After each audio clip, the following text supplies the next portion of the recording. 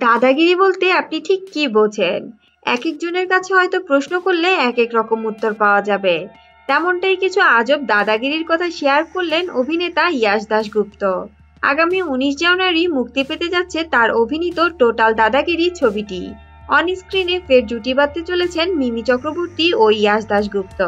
Public ট্রান্সপোর্টে কোনো মহিলার সঙ্গে যখন কোনো পুরুষ অসভ্য আচরণ করেন আর সেখানে যদি ইয়াশ দাশগুপ্ত উপস্থিত থাকেন তখন তিনি কি করতেন জানতে চাইলে একদম দাদাগিরির মতোই উত্তর দিলেন ইয়াশ। বললেন, আসলে বলা উচিত না, সত্যি এদের দেখলে মারতে ইচ্ছে করে। যেসব পুরুষ অসভ্য আচরণ করেন তারা মুখের ভাষা বোঝেন না। আমরা যতই শাস্তির কথা বলি ওরা বুঝতে চায় না, ওরা মারের ভাষাটাই বোঝে। বন্ধুরা বুঝতেই পারছেন সত্যি ইয়াশের মধ্যে একটা দাদাগিরির ভাব রয়েছে।